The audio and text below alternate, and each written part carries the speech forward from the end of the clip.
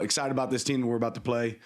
You know, USC has a lot of talent. They've obviously scored a lot of points and done really well as a complete team. You know, they stress you in a lot of different ways. They're really talented and well coached. We'll present a great challenge for us. Obviously, exciting weekend for us as well with game day coming in. Our crowd always does an unbelievable job showing up there and then showing up to the stadium as well for our game. So excited to see that all come to fruition and us get to enjoy some of those moments. All right, we'll start right here in the front with Zach. We talk a lot about Kenyon, but I think Jamari goes under the radar quite a bit just because of how good Kenyon is. How valuable is he for this program, especially considering it's his first year in the program and he was injured for a lot of spring? Yeah, he's had an unbelievable attitude, and you know, Roger as well made some big plays. Has obviously made big plays for us in special teams. Had a big catch, but Jamari's we're really satisfied with what he's been able to do for us in the program. He's playing at a really high level and doing a lot of really good things. So that whole tight end group is doing a great job, and that's credit to Coach Maringer and those guys. Second row left there. Dante has a game like he has on Saturday or Friday, I guess.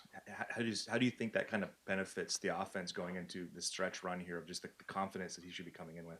Yeah, it's certainly a huge benefit, and I think I said it, you know, Friday, but I'd say it again that Dante, you know, had a great game, but there's some unbelievable catches and some great pass protection and a lot of pieces that go into that. And I think when all those things click, when your quarterback plays like he did in that game, I think that's a great representation of the entire product of the offense and guys making unbelievable catches, got a quarterback putting the ball in the right spots, guys protecting the quarterback. All those things have to take place for that to work. Great scheme from the coaches, and it's awesome when you have those things rolling. Third row right, Owen. We're facing a couple really good receiving cores back-to-back here Friday night and then in USC. I'm just curious what you thought went well against Minnesota and then what you're looking to execute against USC. Yeah, I thought we played a complete game in a lot of ways. There's certainly some moments that we want to have back, but looking at, you know, what USC does, obviously Mekhi Lemon is as good as they come. Jacoby Lane does a great job outside. You know, I think this is one of the best receiving cores we've seen since we've been here, and their quarterback's playing really high level as well. And they have schemes that challenge you. They do a good job moving the guys around, making it tough to be able to figure out where they're at. So it's a real challenge for us, but one that we're excited to embrace. You were saying with Lemon, being able to move him around, beat you at different levels. What goes into getting your secondary ready for a challenge where you have a guy who can beat you at different things like that? Yeah, just your preparation, lots of preparation and film study, recognizing what he's good at, and then just being aware of where guys like that are on the field at all times. I think you always have to have an awareness where he's at. Left, James. Following on him, Dan, because he also has a role in special teams as well.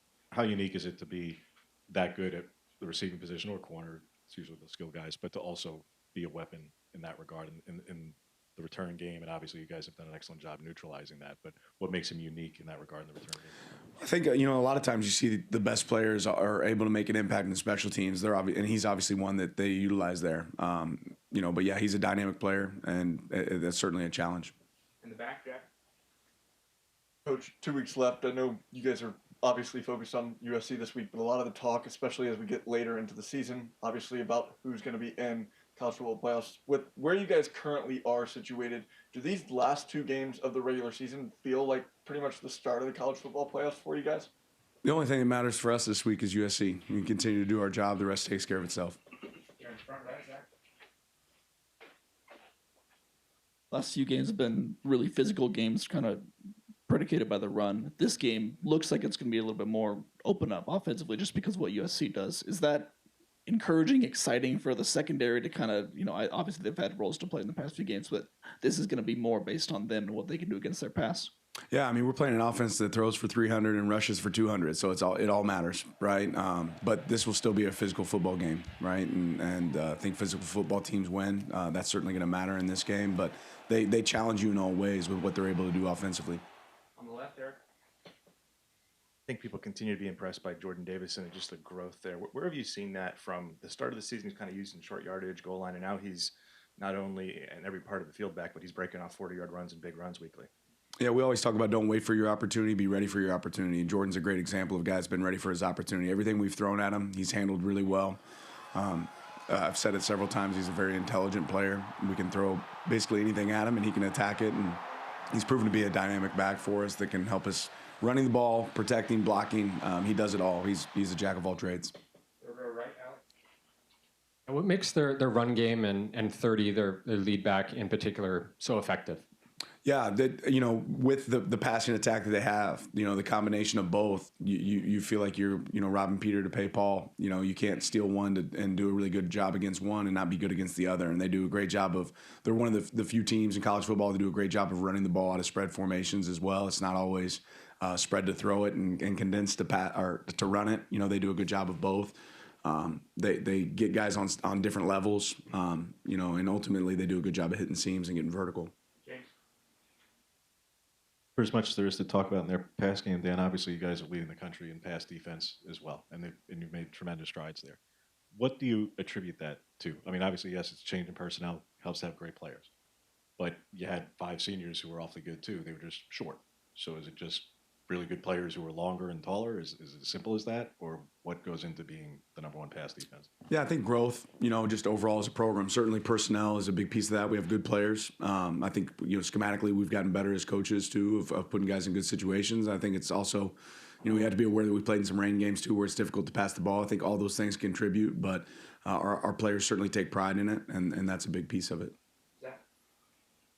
Several players that are connected, that have been connected to the USC program before, whether it's Gary and Bear and Pregnon transferring there, players that grew up there were recruited by them. Have you felt a sense that this game means a little bit more for some of the guys just personally? Well, every game obviously means a ton at this point in the season. Yeah, I think it'd probably be unfair. I wouldn't say I feel a sense from any of those guys of that, but it'd probably be unfair to assume that they don't. I'm sure it means a lot to those guys. On the left, John. Aioli and Pregnon swap spots along the lines. I was just wondering, after you got to watch the film, how you felt those guys handled that and what you saw from them on film. Yeah, I thought they handled it well. Again, we'll continue to move guys around to figure out where our best 5 are and how that fits. And especially at this point in the season, when certain guys are banged up, you got to look at different options there. What's unique about Mayaba?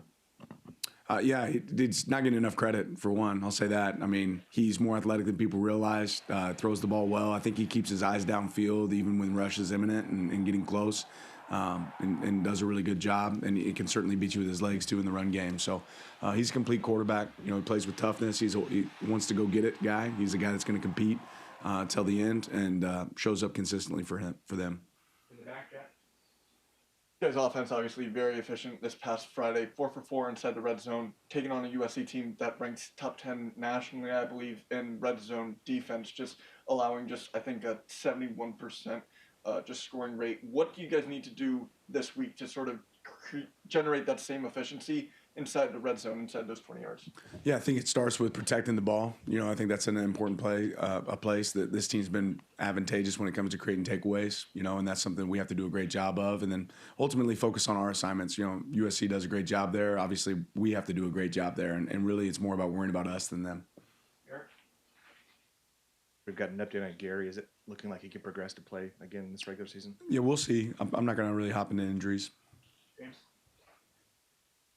Obviously, there's a lot at stake in games like this, Dan. You've been a part of a good number of them in your career, but this is also supposed to be fun. Right. How much do you enjoy a matchup like this, where it is not just good on good or 2 top teams or all the things that are at stake, but you do have the top pass defense in this country. This may be the most talented receiving core you guys are going to face. All right, yeah, let's go settle it in 60 minutes. Yeah, the challenge is always fun. The challenge is fun, and this is certainly a team that's a challenge. They play really good football.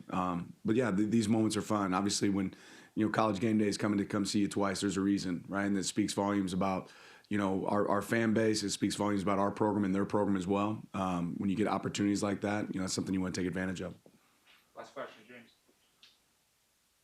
How would you explain how you guys have been able to get the most out of Bear that really anybody has been able to throughout his career, and that this was all part of the plan and the vision, but it's one thing to have a plan, it's another thing to execute it, to get this production, even with the decreased reps, with a higher rate of production.